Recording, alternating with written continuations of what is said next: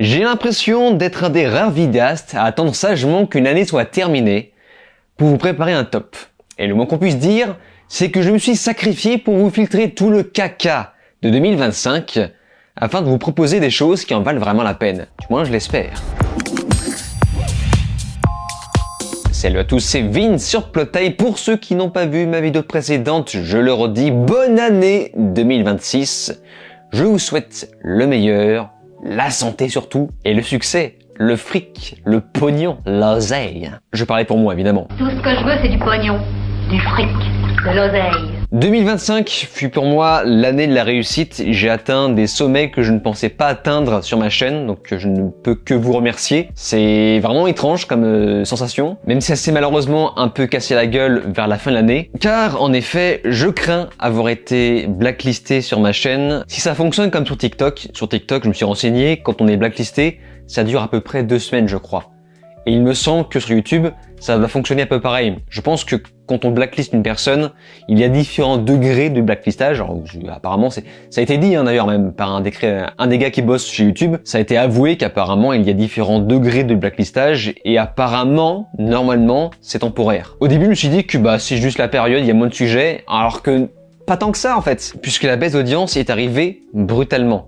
Je me suis dit que voilà, c'est aussi l'algorithme qui a changé. J'ai été un peu dans le déni et ce qui m'a fait dire que j'étais effectivement blacklisté, c'est quand je me suis rendu compte que tout un tas de confrères que je dépassais il y a bien longtemps, il y a encore même à peine 2 mois, se sont mis à faire bien plus de vues que moi sur des sujets pourtant ultra hypés, et ce, du jour au lendemain presque. Donc j'ai réfléchi, je me suis dit mais quelle vidéo a pu me foutre dedans? Je crois que c'est ma vidéo sur la politique. Voilà, la politique c'est vraiment ultra tabou sur YouTube, ou pas, peut-être que je me trompe, mais en tout cas c'est vraiment étrange parce que comme par hasard, après avoir publié cette vidéo, il y a eu une baisse de 50%, enfin mon algorithme a comme coupé l'accès de mes vidéos à mes propres abonnés. Et c'est pour ça, il y a des gens qui me disent « Ah c'est cool, le 2025 sera l'année des 100 000 ». Certes, mais à quoi ça sert d'avoir 100 000 abonnés si ces 100 000 ne peuvent pas avoir accès à mes vidéos? Ça n'a aucun sens. Et c'est pourquoi j'espère être arrivé au bout de tout ça. Et pour contrer tout ça, je vous invite à liker cette vidéo, à booster, c'est un nouveau truc, un truc que je ne connais pas pour la simple et bonne raison que je n'ai pas accès à cette fonctionnalité. Je ne sais pas pourquoi. J'ai ni le boost sur ordinateur, ni sur smartphone. Je ne sais pas comment on fait pour booster une vidéo. Mais bon, apparemment, quand vous likez, vous avez accès au bouton boost.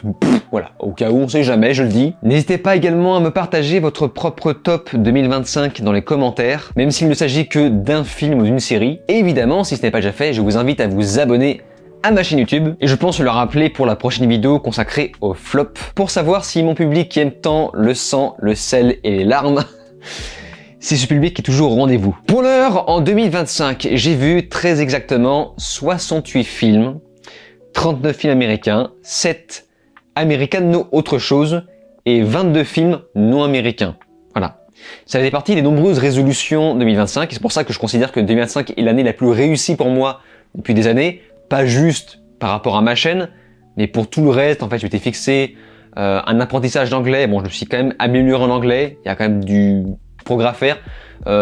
Sur la lecture aussi, j'ai un peu plus lu. Mais aussi et surtout, les films non américains. En 2024, je m'étais rendu compte que je consommais beaucoup trop américain.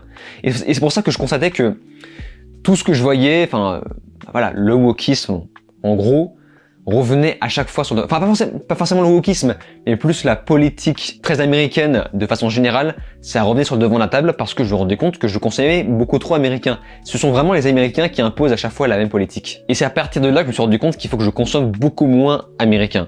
Là, évidemment, l'Amérique est dominante pour une raison que j'avais déjà expliqué dans ma vidéo consacrée à la politique, c'est que je parle beaucoup, c'est les sujets grand public sont américains. Et ce sont principalement ces sujets que j'aborde sur ma chaîne. Donc je suis obligé de consommer en majorité américain. Donc là, je n'ai fait qu'augmenter la quantité de films que j'ai vus en 2025. Et quand même, 22 films non américains et 7 américano autre chose, c'est énorme. C'est vraiment énorme. Je suis hyper content. Côté séries, j'ai vu 32 séries, 25 américaines et 7 non américaines, ce qui est beaucoup. Les séries de façon générale, tout ce qui est séries grand public, même de façon générale, pas forcément grand public, mais qu'on le veuille ou non, les Américains sont ceux qui en produisent le plus. Donc côté série, je n'avais pas spécifiquement d'autres objectifs. Peut-être que pour 2026, je consommerai un peu plus de séries sud-coréennes par exemple. Même si plus le temps passe et plus je me rends compte qu'il y a une fanbase assez solide sur les sud-coréens, une fanbase qui ne correspond pas spécialement. Par exemple, en 2025, j'ai vu une série qui m'a beaucoup conseillé, qui est Le Jeu de la Mort, et je trouve cette série vraiment surcotée. Voilà, carrément surcotée. C'est bien, c'est ultra bien réalisé, c'est propre, mais c'est vraiment pas mon style. Ça chiale tout le temps. C'est oh non, c'est bon, j'en avais marre au bout d'un moment. C'est aussi voilà ultra caricatural, c'est très ado. Voilà, c'est beaucoup trop ado pour moi. C'est pas ça que je recherche. Donc si vous avez des séries sud-coréennes à me proposer, proposez-moi plutôt quelque chose d'adulte. Dans cette vidéo, je n'ai pas la fiche technique de tous les films que je compte vous conseiller. On est vraiment dans un contexte de pure détente, voilà, en impro total. Et avant de commencer tout ça, comme je l'ai déjà dit dans la vidéo sur Stranger Things, j'étais censé publier un contenu sur mon Patreon début janvier, une sorte de compilation de réactions à certaines bandes annonces de films prévus pour 2026. Voilà, c'était vraiment une façon de démarrer 2026. Mais étant donné que ces dernières ne sont toujours pas sorties, ma vidéo bonus arrivera plus tard que prévu. Voilà. Mais je remercie encore les gens qui ont souscrit à mon Patreon. On approche de la barre symbolique des 100 souscrits et je ne le redirai jamais assez. Sans vous, je n'aurais pas pu continuer ma chaîne, surtout après décembre, après mon blacklistage. Voilà. C'est vraiment à ça que sert mon Patreon. Après des phases de blacklistage comme en décembre, et j'espère en être sorti, on verra bien avec cette vidéo, mon Patreon m'a permis de passer outre ça. Bref, nous commençons à partir de maintenant, impro total. Voilà, je me jette dans le vide. En 6e position, voilà, comme l'an passé, il n'y a pas de chiffre précis. Donc ce n'est pas un top 10, ce n'est pas un top 5, c'est juste un top. Voilà, du moins bon au meilleur, enfin moins bon, je mets des gros guillemets parce que là je n'ai sélectionné que des séries des films et des séries que j'ai adorées. On va parler des meilleures séries et des meilleurs films. Avant de vous citer le numéro 1, je vais faire une section mention, voilà, des séries ou des films qui ont failli rentrer dans le top, mais que finalement, voilà, à la dernière minute, je n'ai pas sélectionné. Bref, en 6e position, j'ai sélectionné donc 6 séries pour le top 2025. En 6e position, j'ai mis Monstre, l'histoire d'Elgin, et pourtant c'est pas ma saison préférée. J'ai préféré celle qui est sortie l'année dernière, sur les Mendes. Je mets celle-là parce que ça reste quand même extrêmement propre, notamment pour le jeu d'acteur. Exceptionnel. Voilà, j'ai oublié le nom, encore une fois, je n'ai pas la fiche technique sous les yeux, mais de toute façon, je vous recommande ma vidéo sur la série. Je savais que ça allait être un banger. Après, c'était pas non plus, je m'attendais pas à ça en fait, je m'attendais pas à un truc aussi caricatural, aussi fantasmé, mais voilà, c'est une série que je vous recommande si vous avez un petit peu de temps devant vous. Voilà, si on oublie tout le caca en 2025, je pense que cette série pulvérise tout ce qu'on a pu voir. En 5e position, j'en ai parlé un petit peu sur ma chaîne, Astérix et Obélix, le combat des chefs. Donc voilà, série française, voilà, Cocorico. On va me dire, ah mais c'est un thé, mais où sont les trucs d'auteur? On s'en bat les couilles. Voilà, là c'est vraiment purement personnel. J'ai vu cette série, je me suis dit, mais qu'est-ce que c'est que ce truc de fou? Voilà, Alain Chabat, qui nous avait déjà... Enfin, pour moi, Alain Chabat a fait le meilleur des Astérix avec Mission Cléopâtre. Il nous sort l'un des meilleurs Astérix en animation. Alors c'est du même niveau pour moi des films de Astier. J'ai l'impression que Astier, il a beaucoup redescendu dans l'estime des gens depuis Kaamelott 2, et j'ai vu beaucoup de critiques de gens dire que regardez, on voyait déjà dans les films Astérix, dans les films d'animation, qu'il n'y avait pas beaucoup de talent au niveau réalisation. Sauf que, comme je l'ai expliqué dans ma vidéo sur Kaamelott, les films Astérix n'ont pas été réalisés que par Alexandre Astier, ils ont été réalisés également par Louis Clichy. Et pour moi, je trouve que la réalisation est tout à fait correcte. Pour un style BD, ça marchait plutôt bien. Et là, on a exactement le même style pour ce film de Alain Chabat. Je crois que visuellement, c'est même plus beau. C'est à vérifier. Même si, comme je l'ai expliqué dans ma vidéo, alors j'ai pas fait une vidéo critique, c'est juste que j'en ai parlé dans une vidéo hybride, dans une vidéo Flash Actu. J'ai donné rapidement mon avis en impro. J'avais expliqué que le seul vrai gros défaut de cette série, c'est le doublage qui est complètement catastrophique. Un doublage, comme dirait Mr. Fox, Star Talent. C'est catastrophique.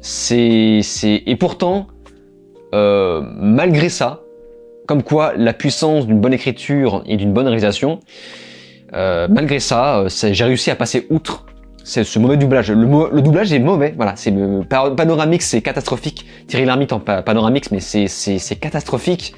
Alain Chabat qui double Astérix, c'est bizarre, mais on finit par s'y faire.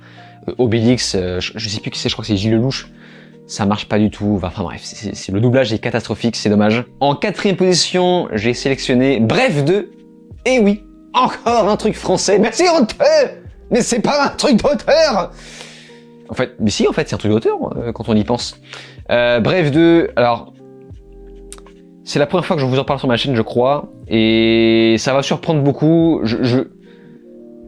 Que dire? Parce que c'est pas une série parfaite, et je trouve que c'est un petit peu dommage que des gens rangent cette série dans la catégorie, parce que voilà, il y a un French bashing dont je fais partie. J'aime bien taper sur les mauvais trucs français. La France, c'est vraiment, a tapé un record en 2025 dans les films de merde.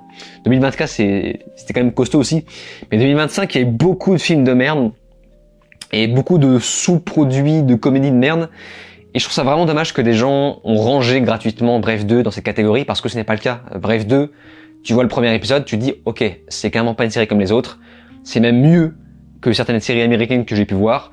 C'est quand même dommage de l'acheter à la poubelle et de dire que bon, bah là, on s'en fout. C'est les anciens de Canal+, collaborer, les bien-pensants de chez qui bossent maintenant pour Disney+. Voilà, c'est les vendus. C'est dommage d'en tirer ces conclusions, parce que Bref 2, c'est quand même une putain de réal. C'est le génie d'avoir retranscrit le sketch rapide et court du format court de la première saison en format long, converti en format long, et ça marche hyper bien. Mais juste pour ça mérite le top. Je suis désolé. C'est dommage. Voilà que des gens... alors évidemment, là je parle d'une minorité. La majorité des gens ont adoré cette série, qui carrément, c'est une série différente. Et ensuite, alors ce qui est rigolo, c'est que moi j'ai eu des pailles dans les yeux, on passe des rires aux larmes, c'est génial. Et après, j'ai vu la critique de Benzaï, et je me suis dit, ah putain, c'est vrai, enfin la critique est géniale parce que c'est fait façon bref, et en fait il relève tout un tas de défauts que je suis passé complètement à côté, parce que voilà, j'ai eu des paillettes dans les yeux. Et c'est vrai, avec du recul, je me suis dit, attends, mais c'est vrai, c'est complètement con. Le fait qu'il ait un appart avec aussi peu de pognon à Paris, le comportement des personnages, le fait qu'il arrive à se taper tout un tas de meufs plutôt pas mal, avec sa calvoche et son gros bidon, et sans qu'on l'ait vu swiper à gauche ou à droite, je sais plus trop quoi. Ça m'a fait éclater de rire quand Benzaï parle de ça. Et je me suis dit, ah, c'est vrai, mais attends, ça n'a aucun sens. Mais après, je me suis dit que voilà, ne serait-ce pas la magie de Disney, finalement. Voilà, on est sur Disney+, c'est la magie de Disney, c'est le côté un peu fantasmé des Parisiens qui se vendra très bien à l'étranger, peut-être. Et vraiment, voilà, il y a du talent, on peut pas le nier. C'est hyper drôle, qu'est-ce que j'ai rigolé, vraiment. Mais surtout, en fait, ce qui m'a surpris, c'est qu'il y a beaucoup d'émotions extrêmement lourdes, comme il y avait dans la première saison. Par exemple, je sais pas, on voit McLife et Carito, voilà, pareil, c'est woke. Voilà, il y a un couple gay, c'est woke. Et moi, je lui dis, putain, c'est dommage, parce que... Attends, c'est pas McFly et Carito, c'est Carito qu'on voit, je sais pas, je les confonds... vu que je les regarde pas, je confonds les deux. Mais putain, mais même lui joue bien. Même lui joue hyper bien. Enfin, c'est génial. Le seul truc que j'ai trouvé vraiment en trop, tiré par les cheveux, on va dire, c'est par rapport au comportement, enfin l'évolution du personnage. On se rend compte, alors du coup je vais devoir spoiler un petit peu, mais écoutez, au pire je mets un petit patch spoiler, voilà, et je mettrai le timer à la fin. On comprend que le twist, il est très bien ce twist, hein. On comprend que le problème vient du personnage principal depuis le début, voilà, enfin vu qu'on ne vit que dans la tête du héros, et bien du coup on a ce twist, on comprend que le problème ça vient de lui. Il y a aussi le twist que, enfin c'est pareil, je trouve ça génial, le fait que la meuf qui était avec lui depuis le début, c'était l'élu de son cœur, c'est génial, c'était hyper bien amené. Le truc qui m'a un peu saoulé, je sais plus comment s'appelle cette meuf, qui malheureusement souffre d'un cancer, je crois, de la thyroïde. Voilà, j'ai vu ça m'a choqué, parce qu'elle est vraiment excellente dans cette série, c'est l'un des meilleurs personnages, l'une des meilleures actrices, bref. Ce qui m'a un peu choqué, c'est une fois que le twist est passé, le héros accepte ce qu'il est, il se rend compte que oui, le problème vient de lui, donc tu dis, ah cool, stylé, la série avance, ça évolue. Mais à partir de là, tous les problèmes de la série, enfin tous les problèmes du monde, ne viennent que de lui. Enfin, le mec accepte le fait de se prendre tout sur la gueule. C'est-à-dire que t'as la meuf qui lui parle hyper mal, genre vous savez quand il se fait piéger par rapport au chien, le chien qui est mort à cause d'un accident. Enfin, c'est carrément un accident, c'est pas sa faute. Et la meuf l'agresse. Et le mec il dit oui, c'est bon, je m'en vais. Non, c'est pas comme ça. Enfin, Pour moi, là pour le coup, c'était pas les prémices d'un couple sain et équilibré. Et même, après il y a la discussion avec son frère. Tu te rends compte que le personnage principal s'est fait bolosser toute sa life par son frère. Et pour moi, sa colère était injustifiée, enfin à la fois injustifiée et légitime. Et en fait, tout dans cette série devient de sa faute. Ça devient de la faute du personnage principal. La scène du c'est à cause du siège de devant. Là tu te dis non mec, là c'est ta faute, avoue-le. Enfin je sais plus, le fait qu'il se fasse exclure avec une histoire de chaussures, je sais plus. Là je lui dis non, là c'est ta faute, c'est pas de la faute c'est la faute du frère, c'est pas la faute du personnage principal. Bref, voilà. Donc pour moi, il y a un gros déséquilibre dans l'écriture à partir de ce moment-là. Mais qu'est-ce que c'était bon, qu'est-ce que c'était rythmé. Voilà, on leur demande, même si je pense que il y aura forcément une suite, mais dans 10 ans, voilà, il faudra à nouveau trouver des enjeux pour faire évoluer le personnage. Et le problème, c'est que ça, c'est ce qu'on a relevé dans les défauts. La plupart des complexes de ce personnage principal, c'était exactement les mêmes que la première saison, et du coup, tu te rends compte qu'ils ont fait marche arrière un peu pour rien, pour pouvoir recréer des enjeux. Et s'ils font un Bref 3, ça va être exactement la même chose. Et ce serait un peu dommage. Bref, en troisième position, 6, 5, 4, 3. En troisième position, j'ai choisi Mobland de Roman Bennett, et dont quelques épisodes sont réalisés par Guy Ritchie, je crois. Mais quelle tuerie cette série. J'en ai parlé très longuement sur mon Patreon, je me vois mal en reparler ici.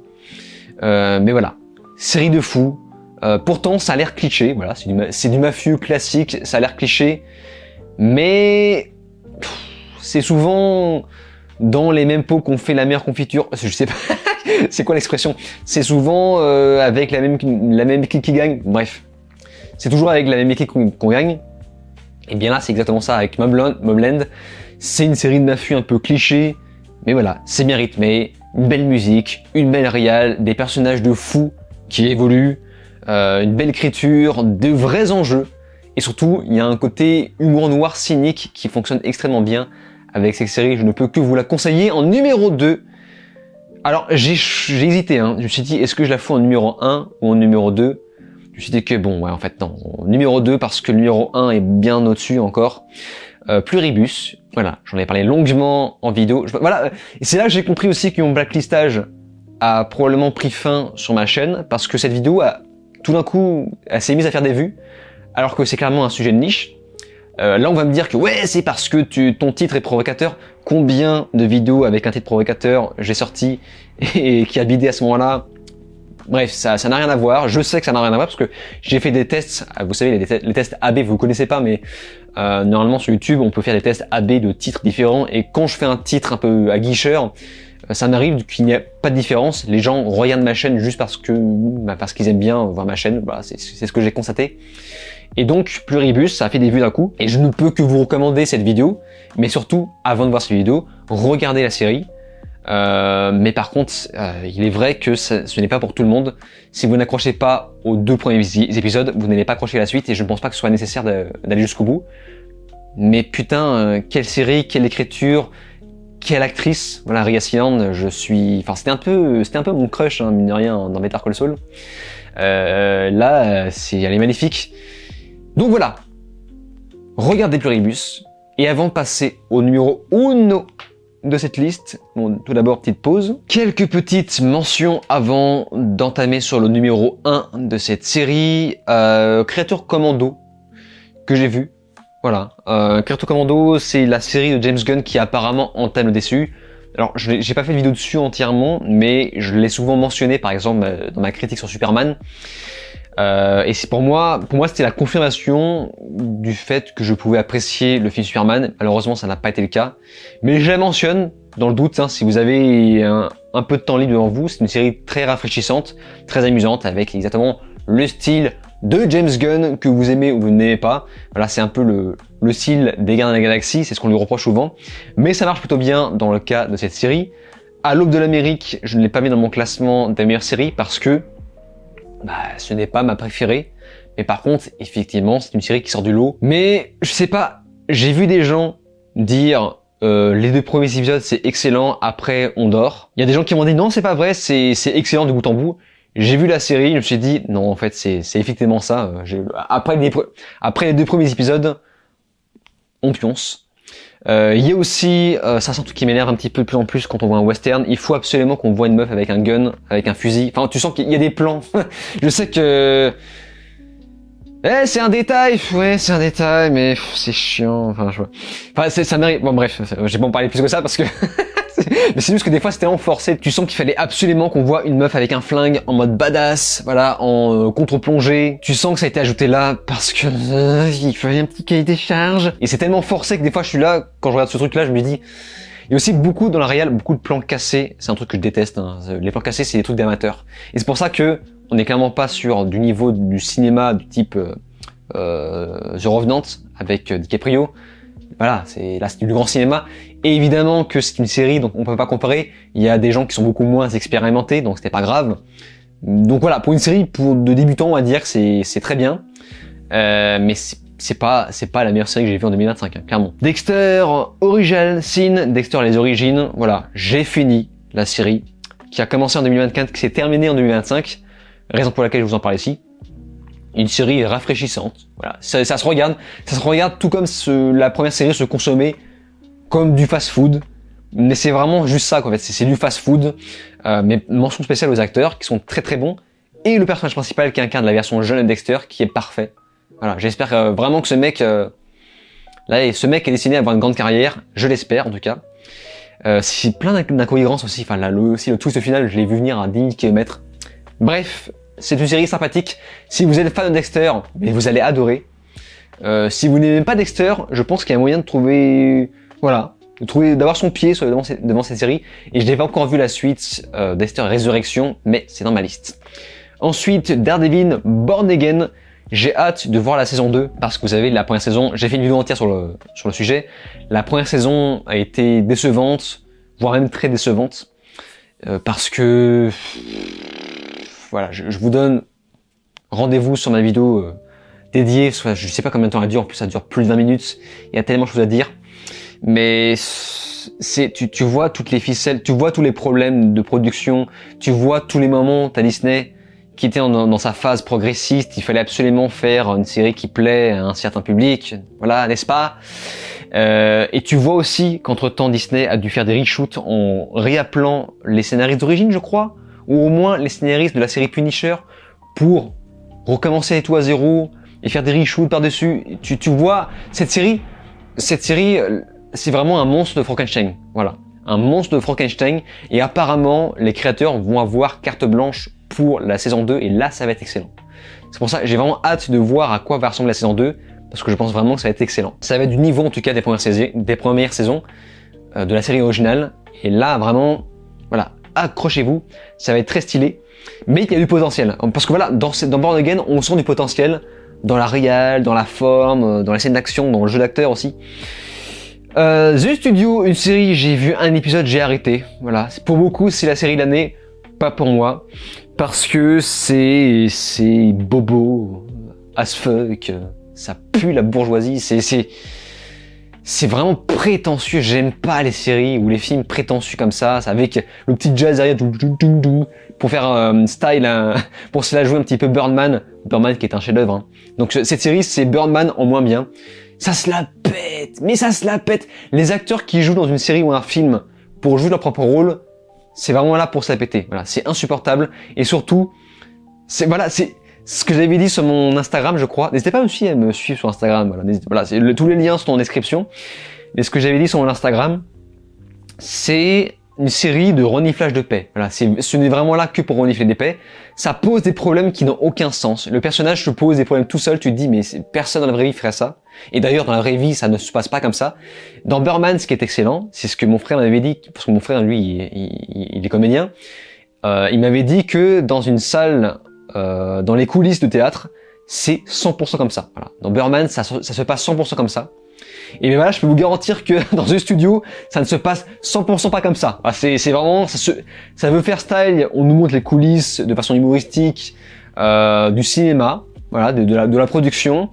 Mais ça aurait été marrant si on aborde de façon caricaturale de vraies thématiques de cinéma. Sauf que non, pas du tout. Là, ce sont des problèmes qui n'ont aucun sens. Personne fait ça. Voilà. Et en plus, dès le démarrage, on part du constat que le film Barbie a marché parce que c'est progressiste et féministe. Pas du tout. Comme je l'expliquais dans ma dernière vidéo sur Barbie, si le film a marché, c'est parce que le marketing a menti. Voilà. Voilà, pareil, je vous donne rendez-vous sur ma vidéo sur Barbie. Ensuite, la saison 7 de Black Mirror, je ne la mets pas dans mon top, mais ça aurait pu parce qu'il y a de très très bons épisodes qui sortent du lot, bien plus que les saisons précédentes. Je sais plus, la saison 6 était vraiment décevante. La saison 7 est vraiment montée dans l'estime, même si c'est imparfait. Voilà.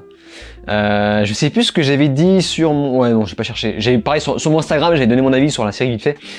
Mais je vous recommande, voilà. Si vous aimez Black Mirror, je vous recommande en tout cas quelques épisodes de la saison 7. Andor, saison 2. Non, Andor n'est pas dans mon top, je suis navré. Je ne vais pas redire tout ce que j'ai dit sur mon Patreon. J'ai fait une très longue vidéo en impro et je dis vraiment tout. Voilà, je dis vraiment tout sur cette saison 2, qui pour beaucoup est la meilleure série de tous les temps, la meilleure série Star Wars. Pour moi, Andor est clairement la meilleure série Star Wars tout court. Mais je suis désolé, je préfère la première saison. La première saison est tellement mieux rythmée. Enfin voilà, le problème principal de la saison 2, c'est juste le rythme. Voilà, il y a un gros problème de rythme, il y a des épisodes bien trop longs pour rien, des expositions. En fait, c'est vraiment exposition, la série. Voilà, t'as 7 épisodes d'exposition, je sais pas, ça blabla tout le temps pour t'expliquer ce qui va se passer, ce qu'ils vont faire. Tu sais très bien comment ça va finir parce que... Chou, ah, K, voilà. À partir du moment où t'as une planète... J'en parle sur mon Patreon, de toute façon j'ai pas à revenir dessus, mais quand tu vois une planète, je crois que je sais plus comment ça s'appelle, les Gor machin chose là, les Gormons, bref. Quand tu vois que c'est une planète avec des acteurs français, enfin européens, et qu'on prend des acteurs d'origine européenne, tu sais très bien ce qui va se passer après. Qu'est-ce qui peut se passer après? Voilà, évidemment qu'il va se passer ça. Donc je l'ai vu venir, mais 3 épisodes plus tôt, je me suis dit, bah évidemment qu'il va se passer ça. Oh, il se passe ça! On s'y attendait pas, dis donc. Bon, vraiment, bref, là, mais ça reste du gros calibre. Hein, ça aurait pu rentrer dans mon top, mais je ne l'ai pas mis parce que je préfère de loin la saison 1. Et voilà, gros problème de rythme. Les discours aussi sont beaucoup moins marquants. Ce que j'avais dit sur mon Patreon aussi, c'est que les discours... Il y a un seul grand discours de Matt Matma. J'ai marqué... Je suis désolé aussi, hein, mais... Le discours de Matt Matma, c'est et les filles. C'est vraiment ça, je suis désolé, hein, mais bon, non, faut dire les termes.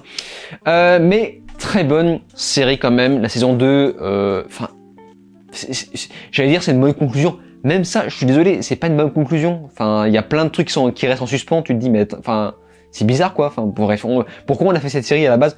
Bref, j'en parle sur mon Patreon. Pour ceux qui sont intéressés, n'oubliez pas que voilà, vous pouvez souscrire à tout moment. Maintenant, je mentionne, enfin la section mention est terminée. Maintenant, passons au numéro 1 du top des meilleures séries que j'ai pu voir en 2025. Sévrance. Saison 2. Sévrance, c'est pour moi la meilleure série de, je ne sais plus quand c'est sorti, 2022, 2023. J'ai vu ça, je me suis dit, mais qu'est-ce que c'est ce truc de fou? La saison 2, ça démarre très lentement, elle est très différente, mais c'est aussi ça qui la rend géniale. C'est pas du tout la même série que la première saison. La saison 2, mais c'est beaucoup plus lent, et pour de bonnes raisons. Voilà, pour le coup, là, c'est d'une très bonne lenteur. Le rythme est différent, voilà. Le rythme est juste différent. Mais les enjeux sont stratosphériques, les personnages sont tellement exceptionnels. Il y a de l'action en plus, un petit peu de scène d'action. Ça mange pas de pain. Milchik, mais qu'est-ce que c'est que cet acteur de fou là? Non mais enfin, mais récompensez-moi ce mec. Non mais attendez, mais il est exceptionnel ce mec. Non mais vraiment, la scène de danse. Mais qu'est-ce que c'est que cette scène de fou? Mais c'est exceptionnel. Je n'ai pas les mots en fait. Si vous n'avez pas vu Sévrance saison 1 et saison 2, foncez, vraiment c'est du temps de gagner. C'est du temps de vie gagné. Vraiment c'est bon, c'est du petit lait. Et j'espère que vous allez kiffer ma sélection en tout cas. Réal, musique, acteur, personnage, esthétique, propos, enfin c'est génial. Voilà, c'est bon, saison 2, je n'ai rien d'autre à dire, c'est génial. Dommage pour Ben Stiller qui ne reviendra apparemment pas dans la saison 3. Parce qu'on lui doit cette réelle de fou, notamment l'introduction de la saison 2, avec les caméras qui bougent dans tous les sens, cette espèce de plan séquence ultra stylé, ça c'est du Ben Stiller. Malheureusement il ne sera pas là pour la saison 3. Après, les épisodes, il y a beaucoup d'épisodes où il n'était pas là, en réel, qui marchaient plutôt bien. Donc nous verrons pour la suite, j'ai grand hâte. Et je crois que la saison 3 sera probablement la dernière parce que là, on arrive au bout du propos. Bref, Sévrance, saison 2, c'est du grand cru, je vous recommande. Maintenant, passons au top des films. Pareil, hein, il n'y a pas de numéro précis. Là, j'ai sélectionné 11 films. Voilà, je ne fais pas de top 10 précis. Non, 11 films, voilà. Il y a 11 films que j'ai trouvé très bons en 2025. Attention, ce ne sont pas spécifiquement des films qui m'ont marqué à vie. Juste des bons films. Et en numéro 1, on va passer... plus on approche du numéro 1, plus on approche du chef-d'œuvre potentiellement. Côté film, en 11e position, j'ai choisi Shime de Kiyoshi Kurosawa. Je suis nul en prononciation japonaise, voilà. Shime, qui n'est pas un long métrage, c'est un moyen métrage de 40 minutes. J'avais un petit peu de temps, j'ai vu... Parce que voilà... ma résolution 2025, c'était vraiment d'augmenter ma fréquence, ma consommation de films non américains. Et donc, je me suis fait des marathons une fois par mois. À chaque fin de mois, je me consacrais une journée. C'est un petit peu une journée de repos presque. Une journée marathon où je ne faisais que voir des films au cinéma. Donc, en moyenne 3 films par jour. Enfin, dans une journée. Là, je voyais qu'il me restait un peu de temps, un peu moins d'une heure. J'ai vu que ce film durait 40 minutes. Je me suis dit, quoi ? C'est parti. Alors évidemment, il n'est pas sorti, il est sorti beaucoup plus tôt en Chine, au Japon, mais en France, c'est sorti en 2025. Je me suis dit, ok, let's go. Et qu'est-ce que c'est que ce truc bizarre ? C'est bizarre, mais au moins, je n'ai pas vu ça ailleurs. Vraiment. Il y a un style c'est très japonais, donc c'est très carré, perfectionniste, propre, droit. Mais c'est aussi une série d'horreur avec une atmosphère ultra pesante. Tu ressens le côté bétonné du Japon, parce que le Japon, voilà, c'est très civilisationnel, c'est très bétonné. Et là, la série ne fait que ça, en fait. Elle ne fait que mettre en avant des plans perpendiculaires sur le côté goudronneux du Japon, le côté un peu lugubre. Enfin, pas lugubre, parce que tout est propre, tout ce qui est montré à l'écran, c'est propre, mais tu ressens une atmosphère extrêmement lugubre, extrêmement noire. Et c'est clairement un film d'horreur. C'est un film d'horreur, mais plus psychologique. Voilà. Donc, regardez Shime si vous avez 40 minutes. C'est très bizarre, c'est très spécial, mais ça en vaut la peine. En 10e position, j'ai choisi encore un film asiatique, Comment devenir riche grâce à sa grand-mère, de Pat Bonitipat. Voilà, c'est ma prononciation, c'est catastrophique. Je me suis dit, tiens, ça a l'air sympathique. Alors, pour anecdote, j'étais censé voir ce film en début 2025 et il y a eu un problème de projecteur dans ma salle qui fait qu'on a été obligé de sortir. Les gens ont été remboursés, mais manque de bol, moi j'ai l'abonnement UGC. Du coup, j'ai demandé au gars qui nous a fait sortir, est-ce qu'il y a un film actuellement qui est en diffusion? Et il m'a dit, oui, il y a Dogman. Voilà, j'ai été voir Dogman à la place. Je suis passé de Comment devenir riche grâce à sa grand-mère à Dogman. Et putain, c'était compliqué, hein, parce que Dogman, c'est vraiment pour les gosses, mais que pour les gosses. Et en plus, un peu malaisant, quoi. Le chien, comme ça, on coupe la tête d'un humain pour poser la tête d'un chien. Je trouve ça vachement malsain. Si j'avais vu le film enfant, j'aurais trouvé ça bizarre. Bref. J'ai vu plus tard le film, je me suis donné pour objectif de voir Comment devenir riche grâce à sa grand-mère, parce que ça me donnait envie. Et je l'ai vu. Et ça va me donner l'opportunité de faire un petit commentaire par rapport à une chose, c'est qu'en 2025, je trouve qu'on a craqué un record dans les sujets autour du cancer. Et je dis ça pas dans le sens, c'est pas un bon point, parce que je me mets à la place des gens qui en souffrent, ou des gens qui ont des proches, et ce qui est mon cas, hein, il y a des gens dans mon entourage qui en ont souffert, et je leur souhaite d'aller mieux. Je me mets à leur place, je sais pas ce que ça leur ferait de revivre la même histoire qu'ils sont en train de vivre dans une salle de cinéma. Je sais pas. Même si c'est bien traité, je trouve que le traitement autour du cancer est devenu une facilité. Je sais pas ce que vous en pensez dans les commentaires, n'hésitez pas à me dire ce que vous en pensez parce que ça m'intéresse. C'est devenu un peu une facilité pour faire du tir-larme facile, notamment dans un autre film que je n'ai pas classé dans ma liste, hein, qui est Nino, qui est un film français. Et pareil, un drame, cancer, machin saut, c'est tellement facile en plus, on te refourgue du féminisme, bien casse-cou, des leçons de bien-pensance, tout a été pensé pour nous faire accepter la PMA en gros, un truc comme ça, c'est vraiment... Ce film, c'est pas passé. Et en plus, c'est malaisant parce que tu repenses aux gens qui en souffrent, je sais pas, c'est très dérangeant. Mais dans le cas de Comment devenir riche à sa grand-mère, c'est tellement bien écrit, c'est tellement touchant et les personnages sont tellement excellents. tellement attachant. La relation avec la grand-mère et le petit-fils. C'est dur à regarder parce que tu vois toutes les étapes, mais c'est tellement touchant et les punchlines qu'il y a entre la grand-mère et le petit-fils, c'est trop mignon. Voilà. Donc juste regardez ce film, Comment devenir riche à sa grand-mère, en ayant conscience que ça parle de ça, de sujets un peu compliqués. Mais en tout cas, voilà, il y a, je crois, 6... Non, plus que ça, il y a 7 ou 8 films et séries qui abordent ça, qui abordent le sujet du cancer.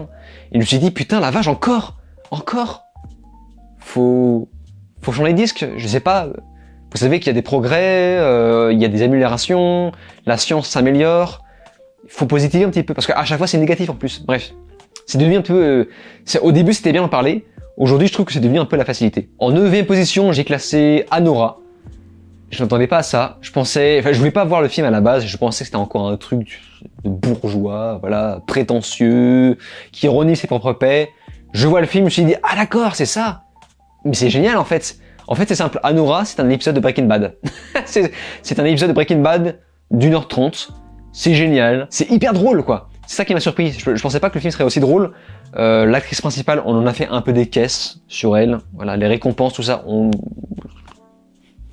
en fait des caisses. Elle ne fait que crier parce que elle est connue depuis le film Hollywood, je sais plus comment ça s'appelle, de Tarantino là. Il était une fois à Hollywood. Elle a été connue là-dedans, notamment pour son hurlement, le fait de hurler. Dans Scream 7, elle rejoue dedans, je crois, où elle se met à hurler comme une dingue.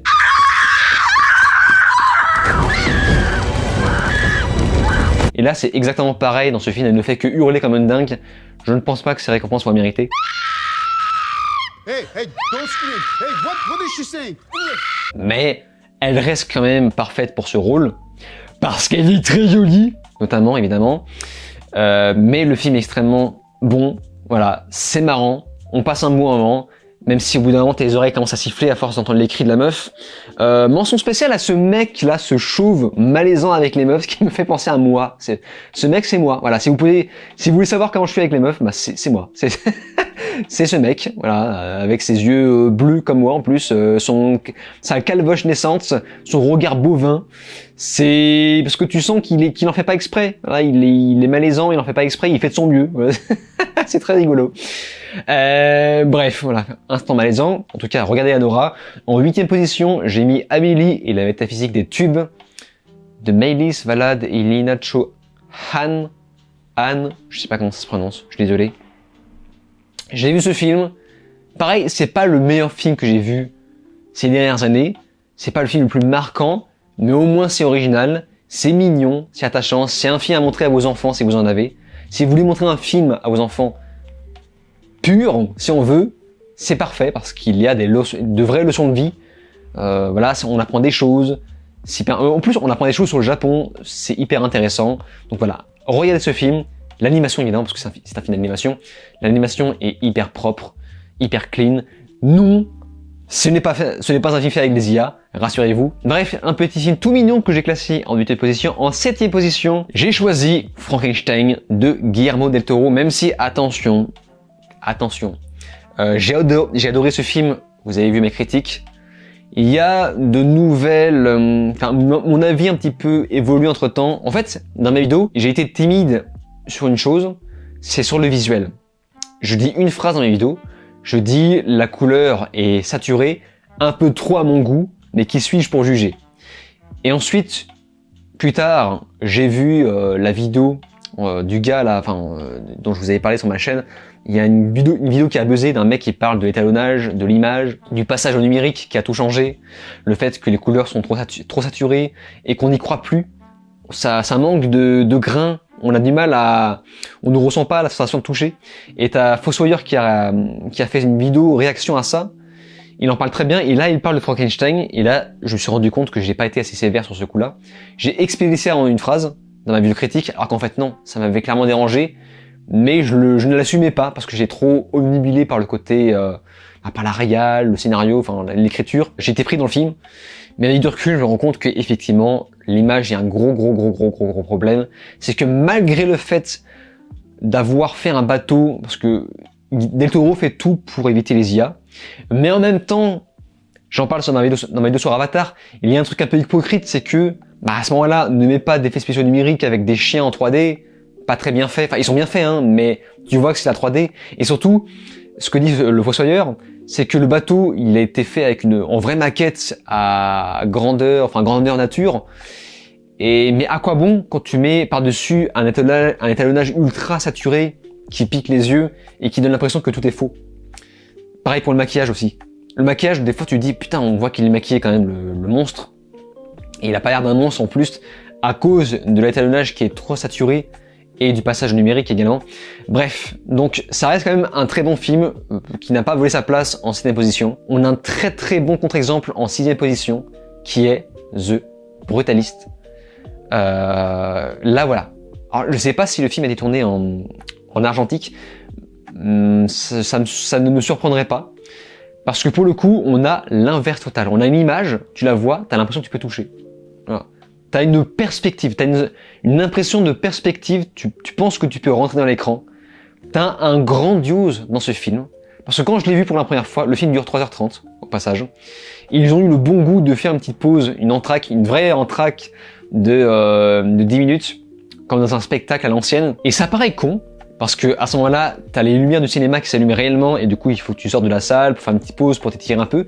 Ça paraît con, mais en fait, ça change complètement l'expérience d'un visionnage au cinéma. Voilà. Quand un film est trop long, je pense qu'on devrait réhabiliter les entr'actes, les pauses, parce que ça permet de mieux apprécier la suite. Quand on se rassoit sur le fauteuil, et que le film reprend, on se dit « Ah yes, ça reprend, trop cool !» Et je me suis dit « Putain, ça fait plaisir d'avoir une sensation comme ça !» Donc voilà, ça paraît con, mais ça change vraiment toute la perspective d'une expérience de visionnage. Et j'aimerais vraiment... Enfin, j'aurais aimé avoir ça, par exemple, pour Avatar 3. Et ensuite, j'ai vu le film, je me suis dit « Bon, c'était pas mal, c'est bien fait, ok. » Je suis rentré chez moi, et le lendemain matin, je me suis dit « Tiens, c'est marrant, j'ai encore la musique dans ma tête, je repense encore au film. » Et c'est au fur et à mesure que je me suis rendu compte que j'ai vu un grand film. Mais j'en avais pas rendu compte sur le moment. Mais en fait, si, c'était clairement un grand film. Les acteurs sont impeccables. La réal surtout, il y a une réal très spéciale. On fait tout pour mettre en avant le gigantisme, avec des plans en contre-plongée, tout ça, c'est hyper impressionnant. On met en avant le bâtiment. C'est un film spectaculaire, c'est un spectacle, et pourtant il n'y a aucune scène d'action. C'est juste du drame. Mais ça marche. Et voilà, on ressent un côté un peu boueux aussi, le côté droit, perpendiculaire des bâtiments, mais surtout, on a la musique. Voilà. La musique est absolument exceptionnelle, le tout fait est en parfaite harmonie, mais la musique est excellente parce que elle met, enfin déjà, je n'ai pas entendu ce genre de musique ailleurs, elle met vraiment en avant ce côté grandiose. La musique te fait comprendre que tu vas voir un grand spectacle. C'est un grand spectacle. Voilà.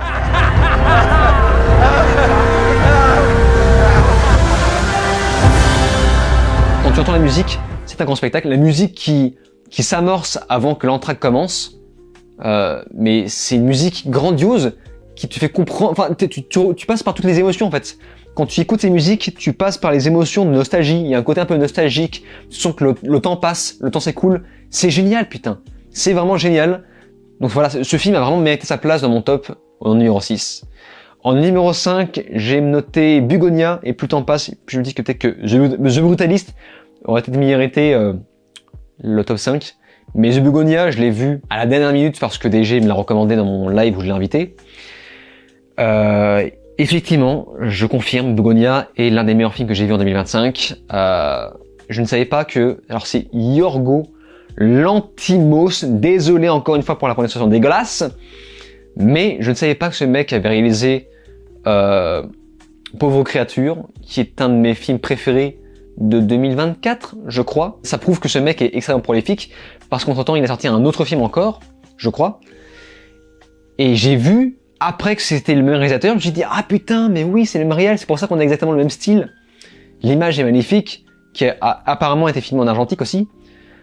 Emma Stone, bon voilà, Emma Stone porte le film. Je crois vraiment que je suis amoureux d'elle. Hein. J'ai un énorme crush depuis toujours sur Emma Stone. Et plus le temps passe, même chauve, je suis amoureux d'elle. En plus, elle a une souplesse avec son corps. Enfin, on l'avait vu dans Pauvre créature, elle bouge son corps d'une façon vraiment très, très particulière. Là, dans ce film, il y a une scène où on la voit choper un objet. Bon, je vous dis pas quoi, mais on la voit choper un objet avec ses orteils. Et zut, C'est vraiment, elle a une façon de bouger son corps très particulière. Et bon voilà, l'acting est parfait, incroyable. Le film qui nous met le doute sur le complot, le délire complotiste. Et en plus, ce qui est génial, c'est que le film ne tombe pas dans la facilité. C'est tellement facile de taper sur les complotistes, sur les platistes, sur tout ça, en les faisant passer pour les débiles. Ce qui est un petit peu le cas dans ce film, mais le film va nuancer son propos en nous amenant ailleurs, dans un coin, dans un endroit où on ne s'y attendait pas trop. Et c'est ça qui est génial, c'est que à chaque fois on se dit « Ah, ça va se finir comme ça. Ah non. Ah si, peut-être. Ah non. Ah en fait si. Ah il se passe vraiment ça du coup. Ah c'est génial. Enfin voilà, c'est... Donc voilà, le film est très très bon. Mais c'est pas non plus le meilleur film que j'ai vu ces dernières années. Ça m'a pas non plus marqué, mais en 2025, c'est l'un des meilleurs que j'ai pu voir. Ok, j'ai fait une petite pause, voire même une grosse pause, parce que je suis resté planté comme ça pendant une demi-heure. Je n'avais plus de sang dans mes jambes, je m'en suis pas rendu compte. Et en plus, il y a le froid, j'ai eu des crampes, enfin c'est particulier. Quatrième position, alors attention, ça va diviser. Parce que ce film, c'est très simple. Soit les gens ont adoré, soit les gens ont détesté. Je parle bien sûr de Évanoui, que j'ai adoré. Je suis désolé, j'ai adoré ce film. En fait, c'est simple. Les gens qui n'ont pas aimé, c'est pour une seule raison. C'est vraiment très con. Les gens n'ont pas aimé juste à cause de la fin. Voilà. Il y a des gens qui n'ont pas aimé parce que la fin, ça devient humoristique si on veut. Et moi, c'est justement ça que j'ai adoré. En fait, c'est vraiment... Alors, c'est particulier, mais au fur et à mesure, plus on avance dans le film, plus ça devient un petit peu comique. Et c'est ça qui est génial, en fait. Le film nous raconte quelque chose d'intéressant. Mais putain, j'ai pas vu Barbare. Parce que ça, apparemment, c'est le même réal. Mais sinon, je suis désolé, Évanoui, c'est excellent. C'est excellent parce que on ne te montre rien. Tu vas tout comprendre par toi-même. Et malheureusement, je me suis fait spoiler la gueule sur un truc. Je ne dirai pas, je ne veux pas vous faire partager ce spoil, mais ça m'a gâché vraiment mon expérience de visionnage. Pendant tout le film, je me suis dit, bah forcément c'est ça. Merde. En plus, je voyais que tout le film faisait en sorte qu'on ne sache pas qu'est-ce que c'est à la fin. Et putain, je me suis fait spoiler la gueule, fait chier, putain. C'est vraiment, j'ai adoré. Mais comme quoi, même quand on s'est spoilé, on peut quand même apprécier un film. Mais non, vraiment, ce film est très particulier. Les acteurs aussi sont très très bons. C'est un vrai thriller. Et quand on sait que ce réalisateur sera aux commandes du prochain film Resident Evil, alors là, je saute au plafond, mais je sais très bien que les gens vont détester le prochain film. Voilà. Les gens vont détester le prochain film Resident Evil. Je le sens, mais gros comme une maison, et moi, je serai tout seul à adorer. C'est ça qui va se passer. Parce que je vois déjà, quand j'ai vu son Évanoui, enfin, en anglais c'est Weapon, enfin, le titre anglais est beaucoup plus logique que Évanoui. Enfin, Évanoui, ça n'a aucun sens. Mais quand j'ai vu son Évanoui, j'ai compris dans quel sens il allait aller. C'est-à-dire qu'il va aller dans le sens des derniers jeux Resident Evil qui sont sortis, notamment le 7. Il y a un côté un peu à la Evil Dead. On ressent ce côté à la Evil Dead. D'ailleurs, ce film, c'est presque du Evil Dead si on veut, mais avec un voile thriller, un voile thrillerifique, énigmatique aussi, parce que au début, c'est pas vraiment horrifique au début. On pense pas que c'est vraiment horrifique, c'est vraiment au fur et à mesure que le film avance, le ton change, et c'est pour ça que le fait que ça se finisse en quelque chose d'un peu humoristique, pour moi, c'était un petit peu la suite logique, et surtout, c'est pas juste humoristique, c'est brillamment mis en scène. La fin, la mise en scène est excellente. Si encore c'était mal fait, là je dis, oui, ok, là c'est à chier. Mais non! Enfin, c'est juste, les gens n'ont pas aimé ce changement de ton. Mais c'est pas juste ce changement de ton, enfin, tout est réussi en fait à la fin. Bref, c'est excellent, puis en plus il y a de l'action, enfin il y a des bonnes scènes d'action, tout ça, enfin c'est prenant, bref. Évanoui, je suis désolé, 4ème position, il n'a pas volé sa place. En 3ème position, j'ai choisi A Normal Family. J'ai une anecdote par rapport à ce film. C'est un pote qui m'avait déconseillé ce film. Voilà. Moi j'avais vu la bande-annonce quand j'étais au cinéma, je me suis dit oh trop cool, ça a l'air d'être un thriller sud-coréen, comme on les aime, bien adulte, voilà. Pour ça, moi je vous ai demandé de me recommander des séries plutôt adultes, des séries sud-coréennes adultes. Là, pour le coup, Normal Family, on a quelque chose de vraiment mature, adulte. Bon, évidemment, ça parlait des thèmes classiques, voilà, de la lutte des classes si on veut, de la différence entre les pauvres et les riches. Allez, on prend, c'est du classique, c'est ce qu'on nous raconte au cinéma depuis des décennies. D'ailleurs, c'est pour ça que beaucoup de gens ont comparé ce film à Parasite.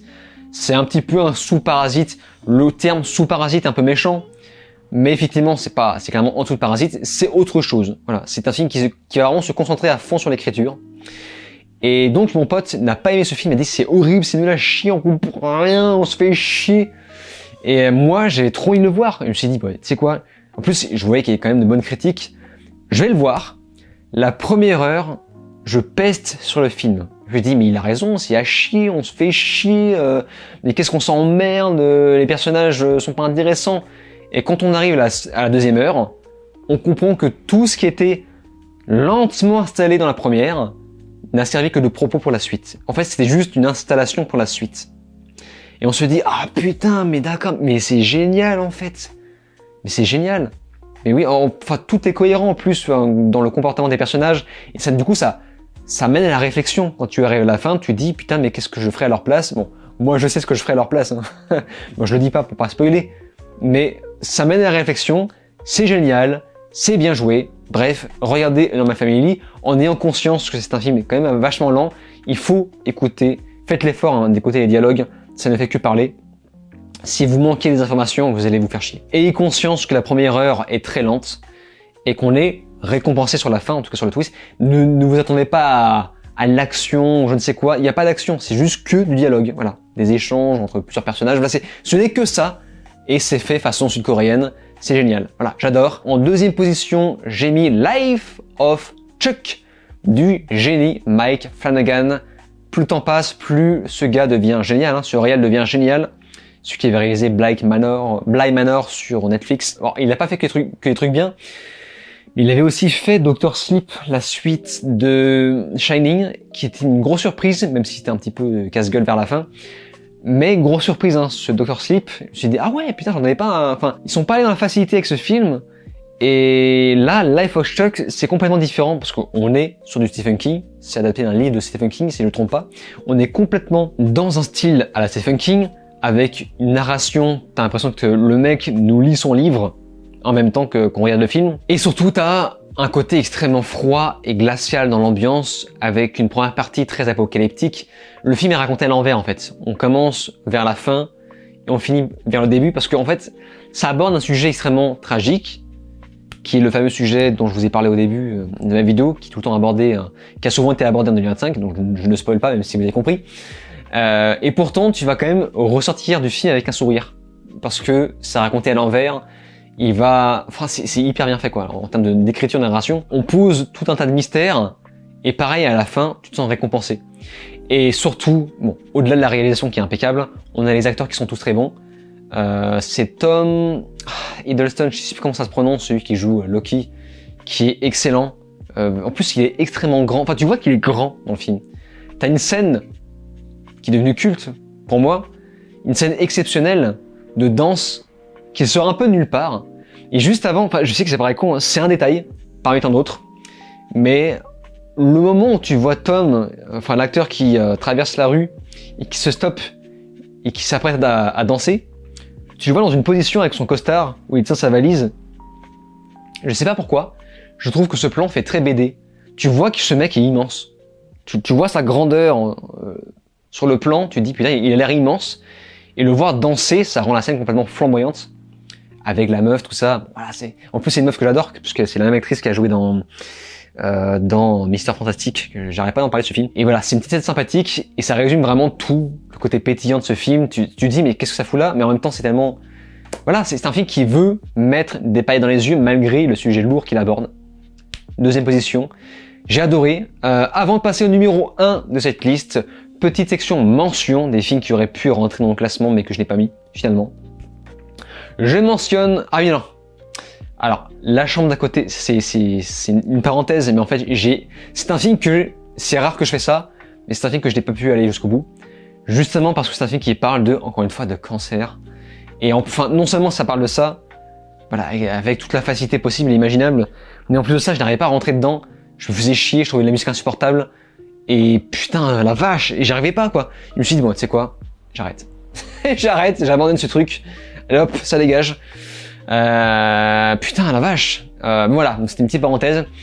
Le joueur de Go, petit film japonais, délicat, bien réalisé, extrêmement bien joué. Je sais pas s'il est sorti en 2025 aussi, au Japon, je ne pense pas, parce qu'il y a un gros temps de décalage.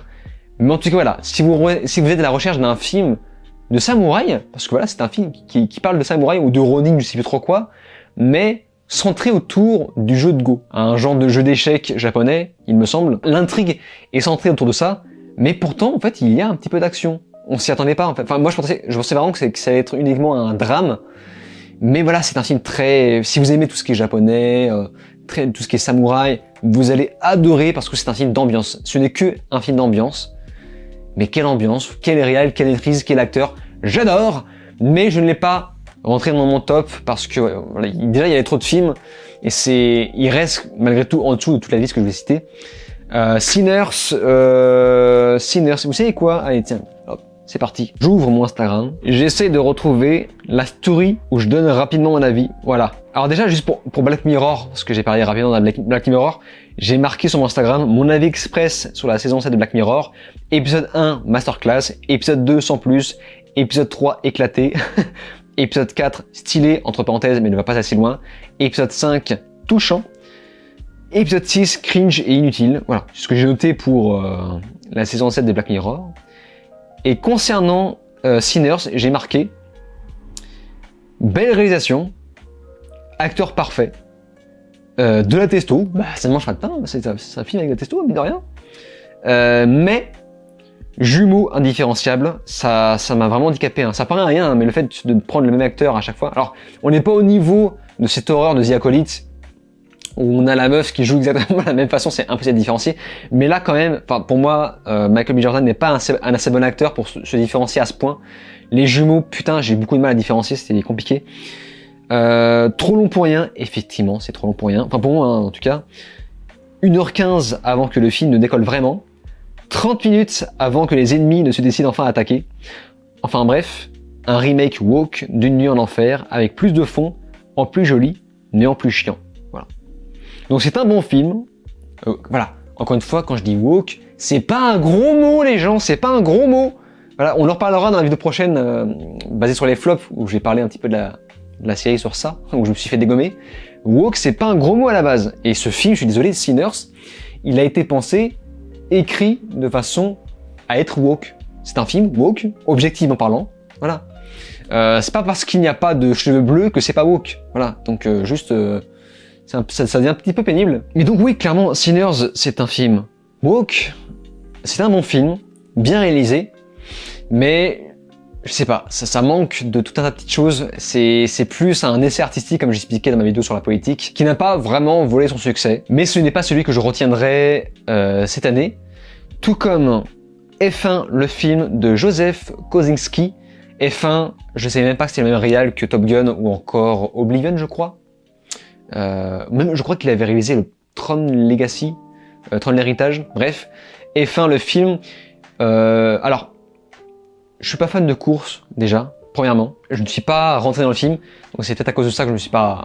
Peut-être à cause du fait que je ne suis pas fan des courses, que je ne suis pas rentré dans le film. Et il y a même un moment, je crois que j'ai piqué du nez. Voilà, c'est... Alors pas longtemps, mais bon, parce que c'était vraiment un film un peu ronflant, enfin c'est... Mais le film, il est correct, il est même très bien, mais je suis juste pas rentré dedans, voilà. Ça fait plaisir de voir les acteurs, des acteurs connus, le Brad Pitt qui joue le Brad Pitt qui se la pète. Ça fait plaisir, pour d'autres ça fera chier. Je suis malheureusement pas rentré dedans et ce qui m'a fait beaucoup rire, c'est quand je me suis rendu compte que le scénario de F1, c'est exactement le même scénario que Top Gun Maverick. C'est exactement le même putain de scénario. Donc on a un jeune, un vieux entraîné. Le jeune va s'émanciper, va devenir, va arrêter d'être un connard et devenir un mec stylé. Le vieux va quand même prendre le devant et s'occuper de tout le reste à la fin. C'est excellent. C'est exactement le même scénario que Top Gun 2. Ça marche bien. Malheureusement, moi, ça n'a pas pris. J'aimerais aussi faire une petite parenthèse sur Ballerina. J'aimerais, en quelque sorte, se réhabiliter Ballerina. Je trouve que j'étais extrêmement dur sur ma vidéo. J'ai classé de navet. Ce n'est pas un navet, ce film. Et j'ai été effectivement de mauvaise foi dans ma vidéo. Je sais pas pourquoi. Enfin, en fait, c'est simple. C'est juste que j'en avais parlé avec mes rêches là. Mais quand on fait une vidéo, quand on part avec un a priori des fois, on a vraiment cet a priori dans notre tête et on n'a pas envie de le lâcher en fait, on n'a pas envie de se coucher. C'est un petit peu comme si on se couchait, c'est un peu comme si on baissait notre froc quand on revient sur ce qu'on disait. Et c'est un peu le cas avec ce film, sauf que c'est très différent parce que ce film, je l'attendais un petit peu en fait. J'avais envie de le voir et j'en avais rien à foutre de savoir qu'on avait une femme en personnage principal, contrairement à ce que beaucoup de gens pensent. Et Et surtout que c'était le même réal que Underworld, que j'aime beaucoup. Donc j'étais assez curieux. Et en fait, c'est très con, hein. C'est juste l'introduction. J'ai trouvé l'introduction tellement pourrie que je n'ai pas réussi à je n'ai pas réussi à rentrer dedans. Juste à cause de l'introduction que j'ai trouvé complètement pourrie. Et pourtant, effectivement, plus on avance, plus il y a des choses intéressantes dans les chorégraphies de combat. Et dans ma vidéo, j'étais extrêmement mauvaise foi. Je mentionne quand même les scènes d'action qui sont bien faites, de côté un peu caricatural avec le combat de lance-flamme. J'en parle, mais pas assez en fait. Je ne mets pas assez en avant les bons points de ce film, qui sont bien plus nombreux que les mauvais points. Et aussi, je suis resté focus sur le fait que le personnage principal est complètement inintéressant. Ce qui est factuel, mais ce qui était le cas aussi des John Wick. Mais ce que je dis dans la vidéo, et ça je reste solide sur mes appuis, c'est que dans John Wick, le seul intérêt de John Wick, c'était Matrix. C'était le fait que Keanu Reeves, c'était un personnage, enfin un acteur connu. On allait voir ce film pour lui, et pas pour l'histoire finalement. Là, Ama de Armas, je suis désolé, mais on s'en bat les couilles de cette meuf. Elle est jolie, ok, mais on s'en bat les couilles. Elle est pas aussi connue que Keanu Reeves, elle a pas l'aura de ce mec. Donc si tu dois faire l'effort, quand tu fais un film comme ça, de développer mieux ce personnage. Et en fait, on avait juste un John Wick bis avec une meuf, et du coup, j'ai décroché en fait. J'ai juste complètement décroché. Alors voilà, je trouve que j'étais dur avec ce film, c'est pour ça que je tiens à le réhabiliter ici. Mais je comprends ce que j'ai voulu faire avec ma critique, ce que j'ai voulu dire. Je trouve, voilà, peut-être que je devrais au moins changer, ne serait-ce que la miniature ou le titre de ma vidéo pour retirer le terme navet, parce que ce n'est pas un navet. Voilà, c'est clairement, j'ai été mauvaise foi. Et je tiens à m'excuser, je baisse mon frog. Et ensuite, je mentionne également Marche ou Crève. Marche ou Crève qui aurait très bien pu arriver dans mon top 10. Je me suis dit que ce film est, ne serait-ce que pour le duo, le duo, les acteurs sont tellement bons. Le mec qui joue dedans, je suis désolé. Je vais dire, je suis désolé. Désolé! Le Renoir. Je suis désolé! Il faut pas dire ça, mais bon, aujourd'hui, voilà, en 2025, surtout qu'il y a beaucoup de diversité dans ce film. Puis vous savez de qui je parle. Mais le mec, le Renoir qui joue dans Alien Earth, pas Alien Earth, Alien Romulus, qui est, je crois, l'un des meilleurs acteurs que j'ai pu voir ces dernières années. Et ce film se fait bâcher de façon un peu gratos, apparemment à cause du livre. Le film est apparemment pas fidèle. Et je peux comprendre, enfin, d'ailleurs moi je l'ai ressenti vers la fin, parce que la fin n'a aucun sens. La fin n'a aucun putain de sens. Aucun. Vraiment aucun. Et apparemment dans le livre c'est pas comme ça. Je me suis dit, ok, bah ça se voit, ça n'a aucun sens. Les gens reprochent au film d'être répétitif. Oui et non. Évidemment, quand tu fais un film dont le concept même a pour but de faire marcher les mecs jusqu'à ce qu'ils crèvent, évidemment que ça ne peut que se répéter. Et je trouve qu'ils ont fait au contraire des efforts pour faire en sorte que chaque mort soit un peu différente, soit un peu plus impactante au fur et à mesure. Donc en fait, non, je suis pas d'accord, c'est pas répétitif. Le film est très bon. Le film est très bon. Mais je peux comprendre que ceux qui ont lu le livre ont été déçus, et notamment, pour moi, le film fait prout vers la fin, et c'est pour ça que je ne l'ai pas rangé dans ce classement. Mais en tout cas, le film est très bon. Marche ou Crève, notamment pour ses acteurs, et mention spéciale à ce mec, je vais coller son nom à l'écran, écoutez, qui est l'un des meilleurs acteurs que j'ai pu voir ces dernières années, ça ne fait aucun doute. Voilà, j'espère que ce mec un jour aura un prix, parce qu'il est vraiment exceptionnel, hyper attachant dans ce film. Et nous arrivons maintenant à la fin de la section de mentions. Je vais pouvoir maintenant passer au numéro 1 de la liste des meilleurs films que j'ai pu voir en 2025. Et je pèse mes mots, c'est un film qui m'a vraiment marqué. Et je sais que c'est très personnel, de toute façon, ce top est très personnel. Beaucoup ne seront pas d'accord. En numéro 1, j'ai mis Better Man, de Michael Grasset, qui avait réalisé The Greatest Showman, avec Hugh Jackman, qui était très bien, pas exceptionnel, notamment pour les effets spéciaux qui étaient un peu dégueulasses. Mais le film était très bien. Un film centré sur la vie de Robbie Williams, qui explique pourquoi ce film a bidé, parce que tout le monde s'en bat les couilles finalement. Je suis méchant, mais Robbie Williams, je n'ai jamais été fan de ce mec. Jamais. Je n'ai jamais écouté ses musiques par plaisir. C'est bizarre de faire un film sur lui. Mais ce qu'il faut comprendre, c'est que Robbie Williams fait ce film il ne fait pas vraiment ce film pour lui. Il fait plus ce film pour les autres, pour les gens de son entourage, enfin de ce qu'on comprend quand on regarde ce film, et aussi raison pour laquelle il a décidé de se représenter par un singe. Parce que, comme il le dit au début du film, c'est comme ça qu'il se voit, comme un singe, et en fait il y a un peu un mépris le fait de se représenter par un singe, c'est un peu un mépris de soi. Il y a une vraie détestation de soi dans ce film, et c'est justement ça, enfin, c'est le propos du film, voilà, le fait qu'il ne s'aime pas lui-même, et qu'à la fin, voilà, vous verrez bien. Donc en fait non, les gens qui disent que c'est un reniflage de paix, c'est un ego trip, c'est faux en fait, c'est complètement faux, c'est l'inverse. C'est plus un, comment dire, c'est une lettre de paix en fait, c'est de paix envers soi-même et envers ses proches, envers tous les gens à qui il a fait du mal. Vraiment, penser que ce film c'est un ego trip, c'est faux. Je peux vous garantir que ce mec a probablement moins le melon qu'Alexandre Astier. Je suis méchant. Non, vraiment, Robbie Williams, c'est très touchant ce qu'il nous a fait avec ce film. Ce film est exceptionnel. Voilà, c'est un des meilleurs films que j'ai vu ces dernières années. C'est un bonbon en fait. C'est un peu facile après on va me dire parce que c'est un bonbon. C'est un très sucré, bourré de dopamine. C'est tellement dynamique, ça va tellement vite, c'est tellement cuté. Enfin, on dirait un film d'action comment c'est filmé. Les scènes de clips, les chansons sont magnifiques. Donc voilà, je connaissais pas bien Robbie Williams. Aujourd'hui encore, j'ai les musiques dans ma tête. Voilà, ça veut tout dire. C'est magnifique. Les clips sont magnifiques. Vraiment, il y a une dimension très particulière. Je sais pas comment ils ont fait pour tourner ces clips-là. C'est bourré d'effets spéciaux, mais bordel de merde, qu'est-ce que c'est bien fait. Voilà, enfin, quand c'est bien fait, quand c'est bien maîtrisé, quand ça apporte quelque chose à l'histoire, là je dis oui. Le film, en fait, ça ressemble beaucoup à Elvis, le film Elvis que j'ai beaucoup aimé aussi. Il y a une réal très smooth, très rythmée, un petit peu comme si c'était un film d'action. C'est exactement pareil. Si vous avez aimé Elvis, vous allez adorer Better Man. En plus de ça, mais la thématique sur la dépression, sur la folie, enfin, il y a une sorte de folie mentale qui est représentée. Je vais pas dire que je me suis reconnu, mais on a une empathie toute particulière pour ce petit singe qui est agaçant et attachant. Vraiment, mais qu'est-ce que c'est bien écrit, qu'est-ce que c'est hyper intéressant. Le bide peut se comprendre du fait que Robbie Williams, c'est un petit peu dépassé aujourd'hui, voilà, on a tourné la page, mais il aura fallu d'un plus grand bouche à oreille pour que ça marche, parce que ce film ne mérite pas son échec, pas à ce point en tout cas. Il aurait mérité de rentabiliser un peu plus que ça. Bref, Better Man, moi je vous recommande au moins de l'acheter, au moins de le louer en VOD pour encourager, enfin, pour remercier les créateurs, le réal pour ce travail. Il y a un travail, enfin ce film c'est du travail de fou. J'ai vu un travail de fou dans ce film. Voilà, c'est le temps que ça dû mettre pour préparer ça. On dit que ouais, ce sont des effets spéciaux donc c'est facile. C'est pas facile. Ça reste de l'animation. C'est comme des films d'animation 3D, Disney, ce que vous voulez. C'est du travail. C'est très long à faire. Et ce film-là, ça a dû être très long à faire, vraiment. Donc c'est excellent. Better Man, le plus touchant, le plus émouvant. Les musiques sont incroyables. L'histoire d'amour est incroyable. Parce que ça parle beaucoup d'amour envers ses amis, envers ses proches. La relation père-fils.